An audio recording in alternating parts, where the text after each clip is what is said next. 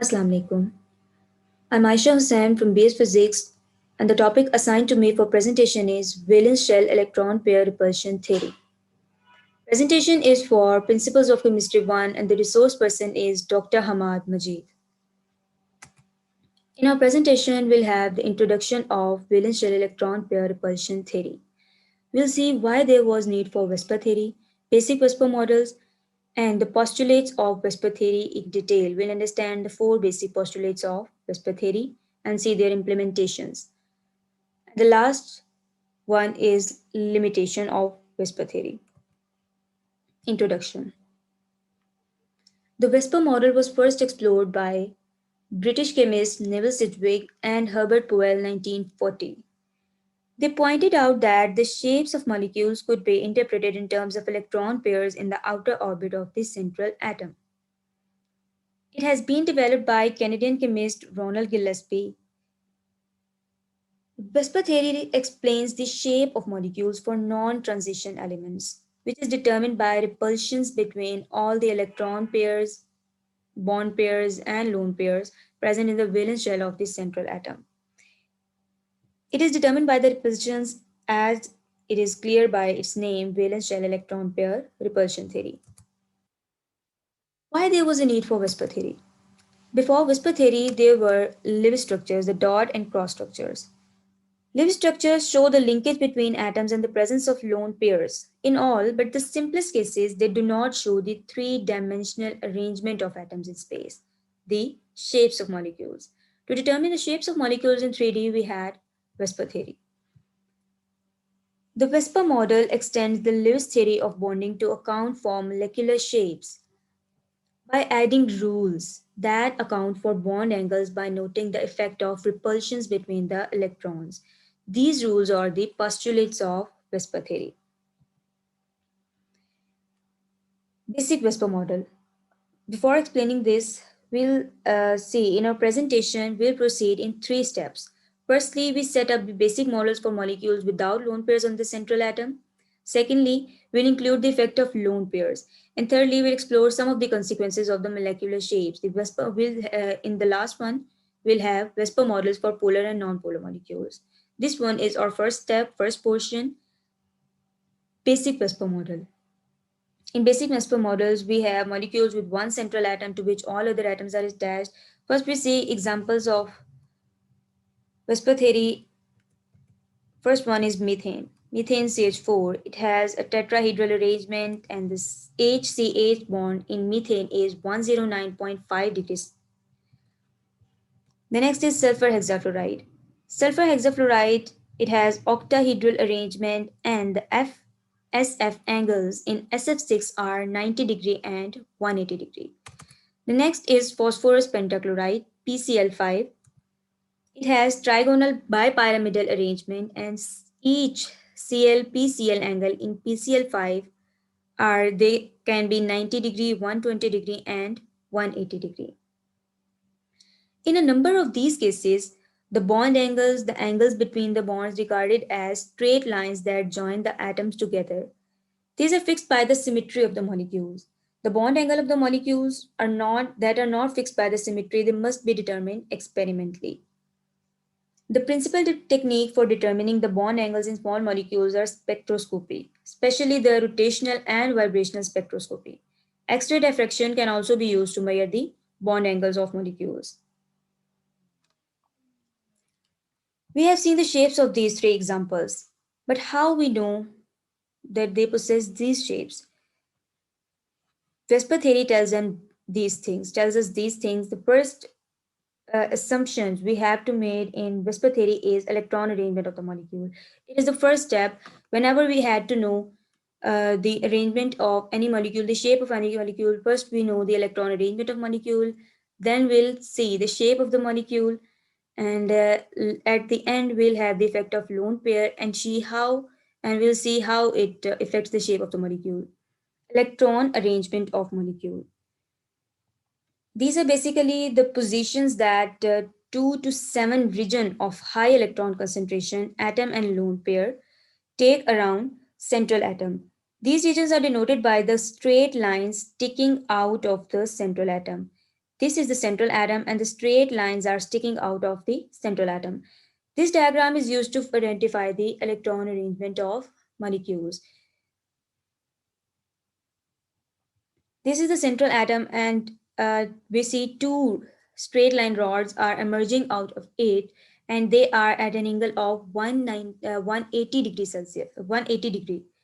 So it shows a linear arrangement. In trigonal planar arrangement, we see three rods are sticking out of the central atom and they are pointed at the edges of the equilateral triangle. Tetrahedral arrangement, four are pointing out of the central atom and they are making typically angle of 109 degree from each other. This one is trigonal bipyramidal arrangement. We see the three rods here are making angle of 120 degree with each other and these rods, these in the axial position, they make angle of 90 degree. Octahedral arrangement, six rods are emerging out and each of these rod make angle of 90 degree. Pentagonal bipyramidal arrangement, seven rods are emerging out and they make angle of 72 degree and 90 degree. So these are the electron arrangement of the molecules. In Vesper theory, we'll see first the Lewis structure of a molecule, then we'll match the structure with this and see the electron arrangement of the molecule. Once we have identified the arrangement of the most distant location of these regions, which is called the electron arrangement of the molecules, we note where the atoms lie. And then we will identify the shape of the molecule by giving it name of the corresponding shape using these figures. We'll identify the shape using these figures. So here is linear shape, angular shape, a little bit bent, trigonal planar shape, trigonal pyramidal, T-shape, tetrahedral, seesaw, square planar, trigonal bipyramidal, square pyramidal, octahedral, and pentagonal bipyramidal. These are the most basic structural shapes in the Vesper theory. Here is our rule number 1 of Vesper theory. To attain the lowest energy, regions of high electron concentration, bonds, and lone pairs on the central atom, they repel one another, and to minimize their repulsion, to attain the lowest energy, these regions move as far apart as possible while maintaining the same distance from the central atom.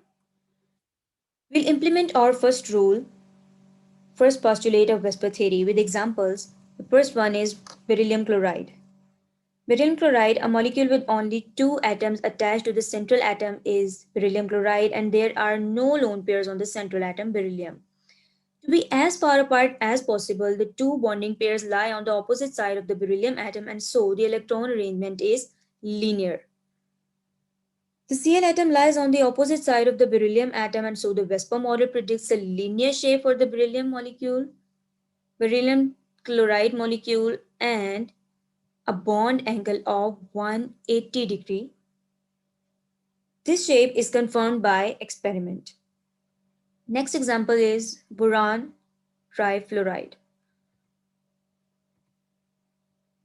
Boron trifluoride molecule's Lewis structure is also shown. There are three bonding pairs attached to the central atoms and no lone pair. To be as far apart as possible, the three bonding pairs must lie at the corners of an equilateral triangle. The electron arrangement of trigonal planar, because F atom is attached to each bonding pair, the boron trifluoride molecule shows a trigonal planar shape and all BFB angles are at 120 degree. These angles are also confirmed experimentally. Next example is methane. Methane CH4 has four bonding pairs of central atom on the central atom to be four bonding pairs on the central atom. Hydrogen. To be as far apart as possible, the four pairs make up a tetrahedral arrangement around carbon. Because electron arrangement is tetrahedral and hydrogen is attached to bonding pair, we expect the molecule to be tetrahedral with bond angle of 109.5 degree. This shape is also confirmed experimentally. Next example is phosphorus pentachloride. There are 5 bonding pairs and no lone pair on the central atom. According to Whisper model, the 5 pairs, these 5 pairs that carry that they carry are the farthest apart in the trigonal bipyramidal arrangement. In this arrangement, 3 atoms, the equatorial atoms, lie on the corners of equilateral triangle. These 3 atoms, they lie on the corners of equilateral triangle, and these 2, the axial one, they are at a linear structure, making an angle of 180 with each other and 90 degree with others. The molecular shape is therefore predicted to be trigonal bipyramidal. That is confirmed experimentally.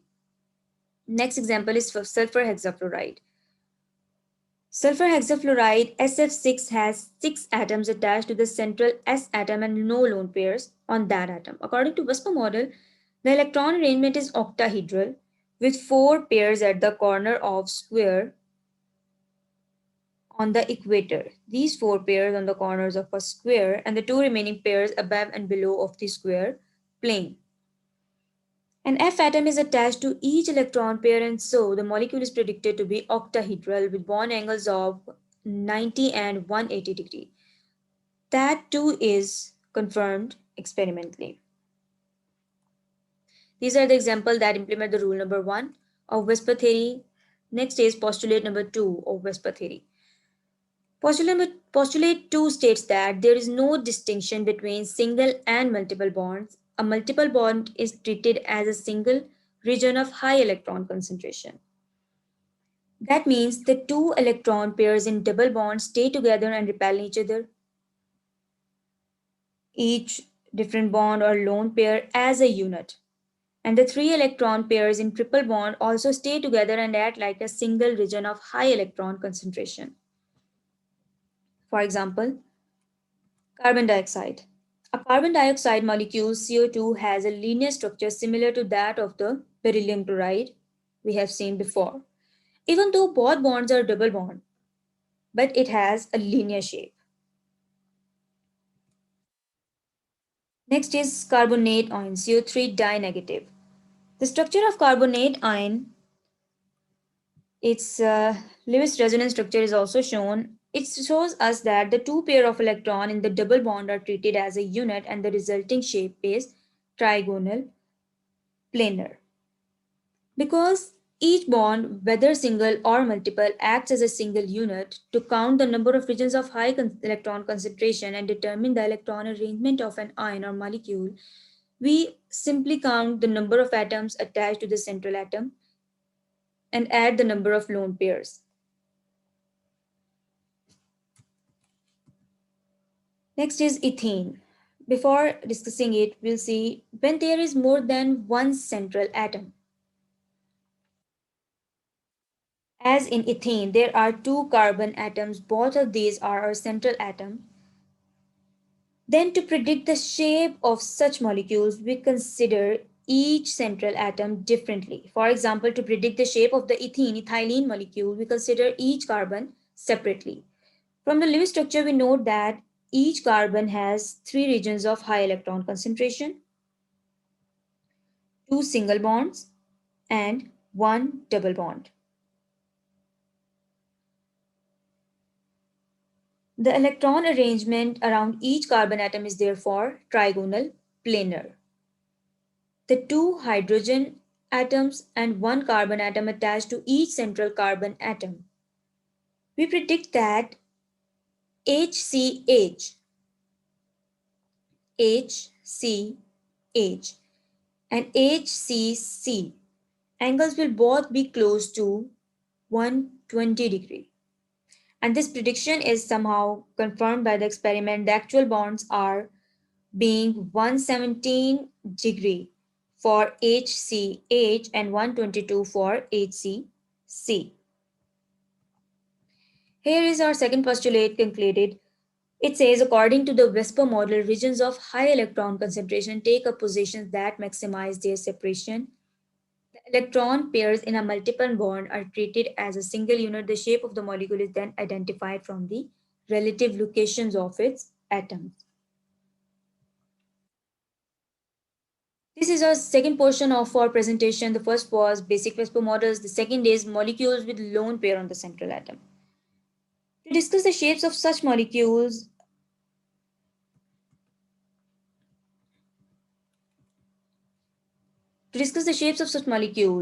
we use the basic generic VSEPR formula, which is AXNEM. The formula is used to identify the different combinations of atoms and lone pairs attached to the central atom. In the formula, A represents a central atom, X is any attached atom, and E is a lone pair. We'll again implement this with our examples. So the first example is boron trifluoride. A BF3 molecule with 3 attached fluorine atoms and no lone pairs on B is an example of AX3 species. One thing also, we see that molecules with the same VSEPR formula have essentially the same electron arrangement and same shape. So by recognizing the formula, we will immediately predict the shape, but not necessarily the precise numerical values of any bond angles because they are measured experimentally. In our example, boron trifluoride, we see there is no lone pair. So when there are no lone pairs on the central atom, each region of the high electron concentrations corresponds to an atom, and so the molecular shape is same as the electron arrangement. The electron arrangement of BF3 is same. The 3 fluorine are pointed at the equilateral triangle, at the edges of equilateral triangle, making angle of 120 degree, and so its shape suggests.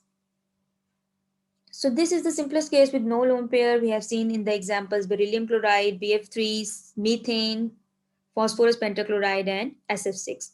However, if lone pairs are present, the molecular shape differ from the electron arrangement because only positions of atoms are considered when naming the shapes.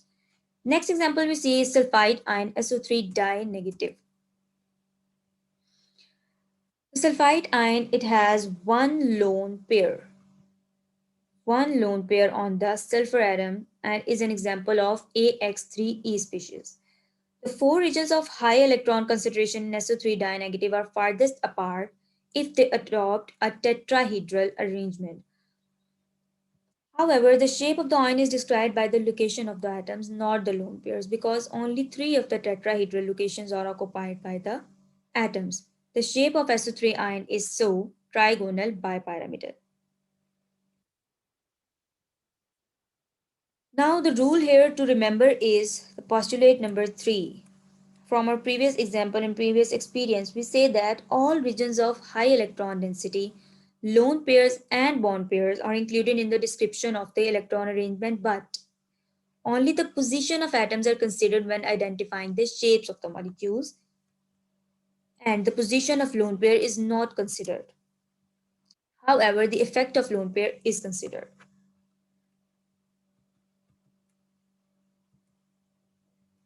Not only the effect of lone pair, but we have seen a single unpaired electron on the central atom can also act as a region of high electron concentration. As in the example of nitrogen dioxide, we see on nitrogen there is a single electron lying above,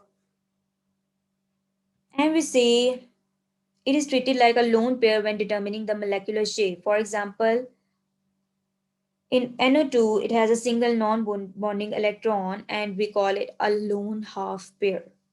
Thus, NO2 has a trigonal planar electron arrangement including the unpaired electron on N, but its shape is angular because of the effect of that lone half pair.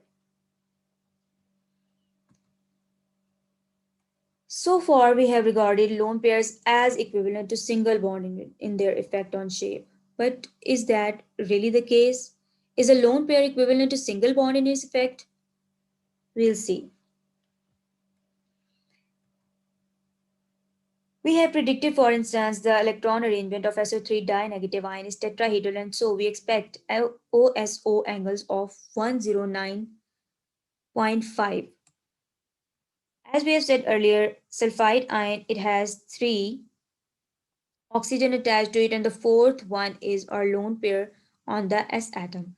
So it has a tetrahedral arrangement and each angle should be 109.5 degree. However, experimental findings have shown that although the sulfide ion is indeed trigonal pyramidal, its bond angle is 106 degree. Such experimental evidences tell us that the Vesper model as we have described it is incomplete and need to be refined. To account fact that bond angles in molecules with lone pairs are typically smaller than expected, Vesper model treats lone pairs as having more strongly repelling effect than do electrons in bonds. That is, lone pairs push the atoms bonded to the central atom closer together as they have a much repelling effect on the atoms. Also, one possible rationalization for this effect is that the electron cloud of a lone pair can spread over a large volume than a bonding pair can because a bonding pair is held between two atoms, but a lone pair is held by a single atom, the central atom. Also, a possible explanation for why lone pairs have a greater repelling effect than that of the bonding electrons is that a lone pair is less restrained than bonding pair and so take up more space. Again, it takes up more volume, and that's why it has a greater effect. So, our summary that the lone pair has a greater effect leads us to the rule number 4, postulate number 4 of Vesper theory. It says that the strengths of repulsions are in order of the lone pair to lone pair strength is greater than lone pair to atom, and that will be greater than atom to atom repulsion.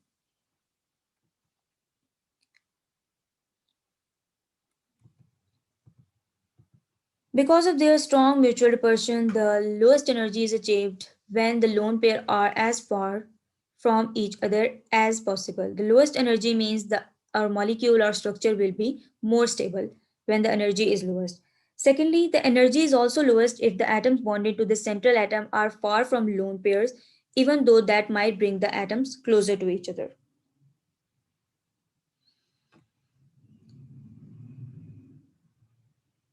Now we know why the angle in our SO3 dye negative was less than 109.5 degree and was switched to 106 degree. Vesper and bond angles.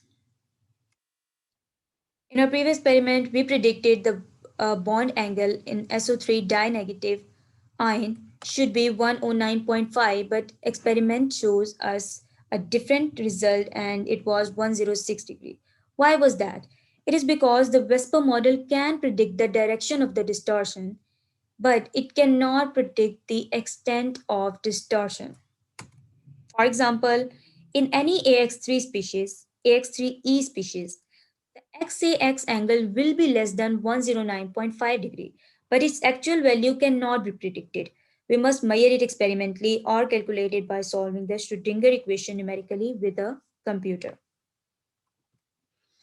Rule number 4, implementation. Now we'll implement our rule number 4 and we'll see how how the lone pair affects the shape of the molecules and how we can determine the shape of molecule from the rule number 4. First example is AX4E species.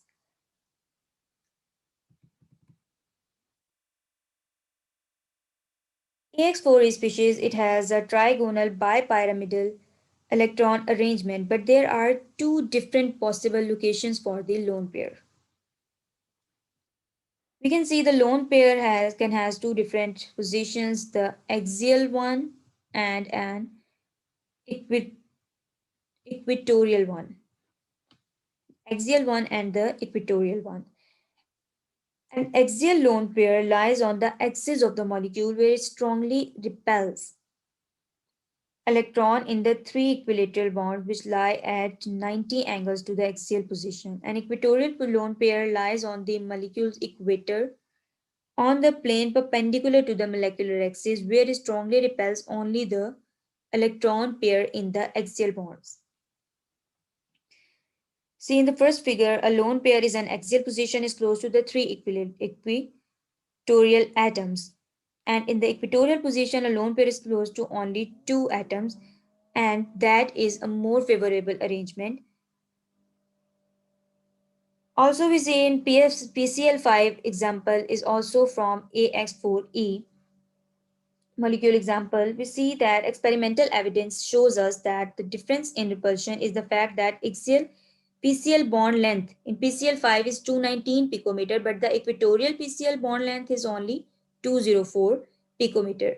Therefore, the lowest energy is achieved when a lone pair is equatorial, producing a seesaw shape. Our rule number 4 helped us to implement how we chose equatorial over axial position. The next example is AX3E2, such as ClF3. Also, the trigonal bipyramidal arrangement of the electron pairs, but two of the pairs are lone pairs. These pairs are farthest apart if they occupy two of the three equatorial positions, which are 120 degrees from each other, but move away from each other slightly. The result is T-shaped molecule. If the lone pairs had taken the axial position, they would have been at 90-degree angles from the equatorial position, resulting in greater repulsion. Now consider an AX4E2 molecule which has octahedral arrangement. Octahedral arrangement of electron pairs, two of which are lone pairs. Here, lying above and below. The two lone pairs are farthest apart when they lie opposite to each other, and so the molecule is square planar.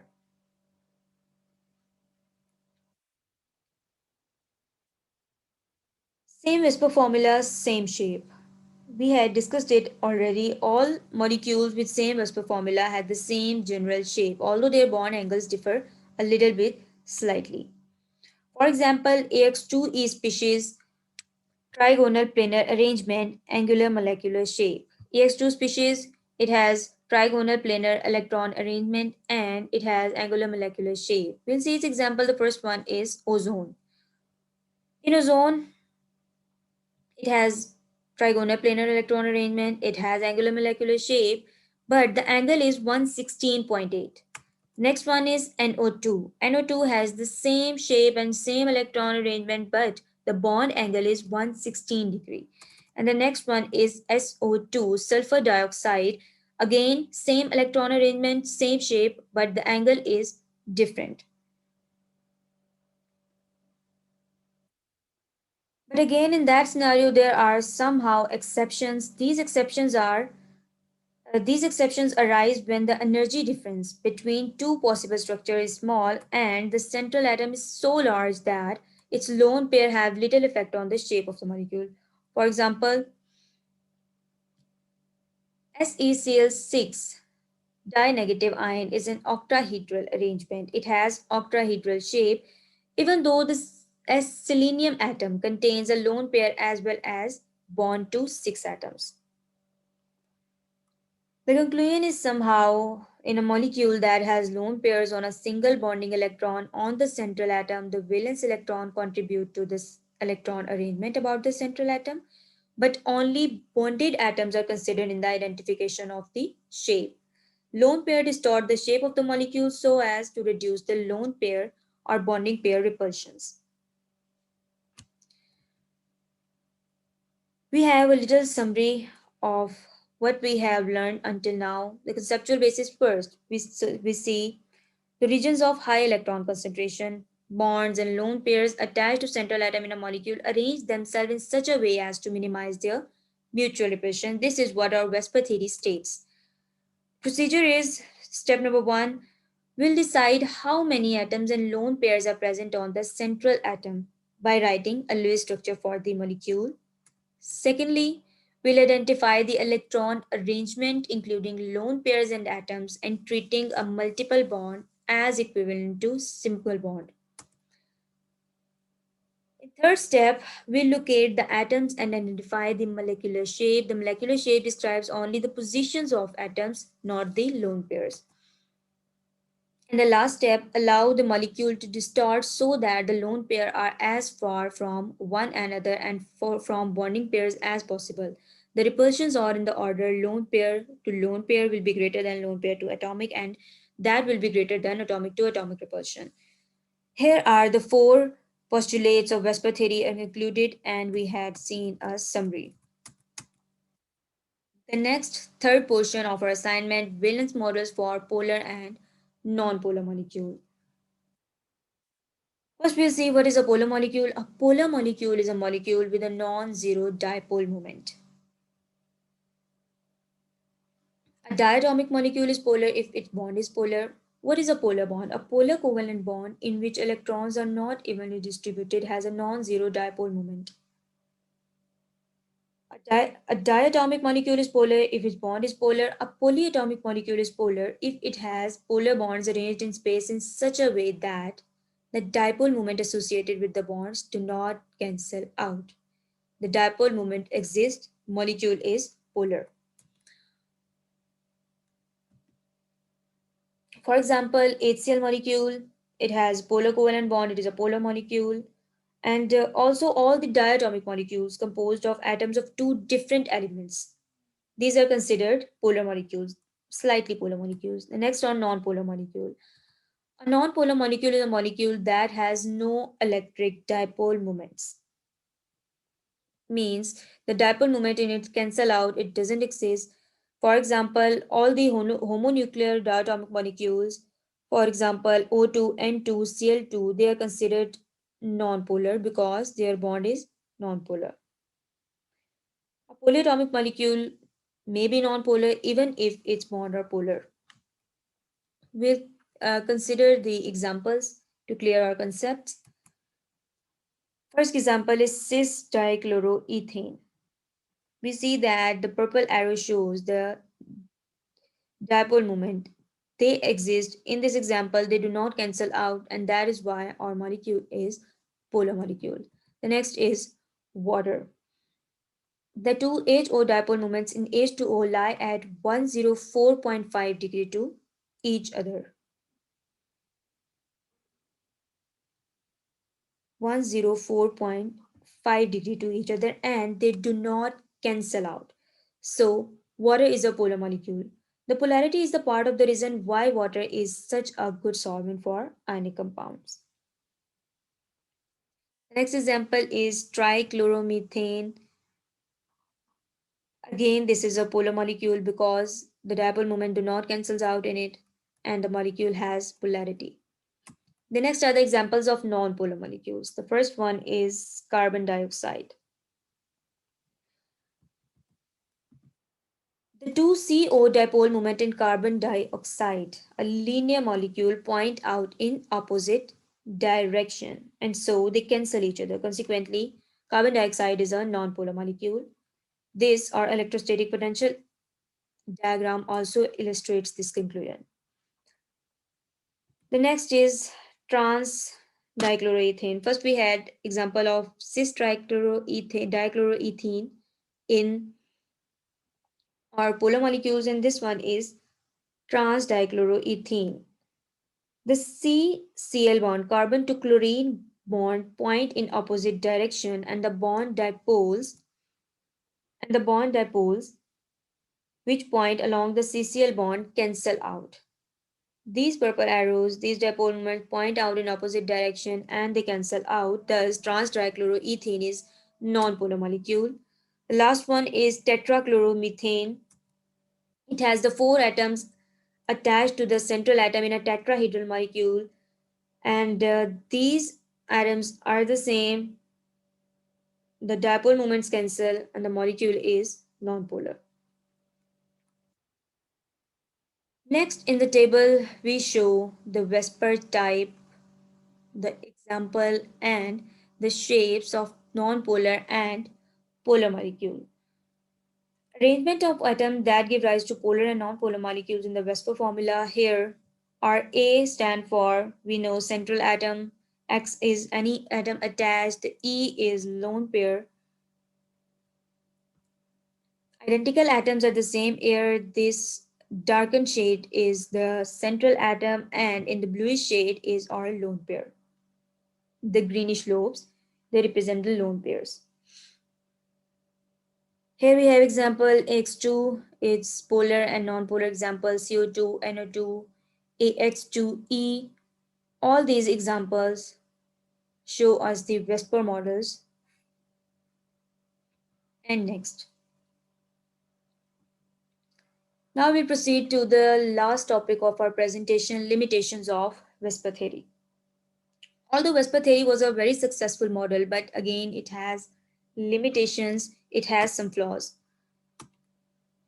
Some significant limitations of VSEPR theory include the first one is this theory fails to explain shapes of isoelectronic species. What are isoelectronic species?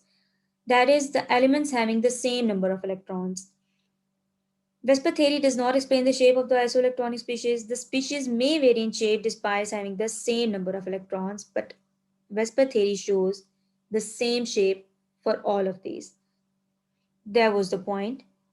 That was wrong. The next is this theory is only successful for period number 2 elements. The theory only works for small size molecules. Next, this theory does not shed light on the compounds of transition metals. The structure of several such compounds cannot be correctly described by this theory. This is because the VSEPR theory does not take into account the associated sizes of the substituent groups and the lone pairs that are inactive.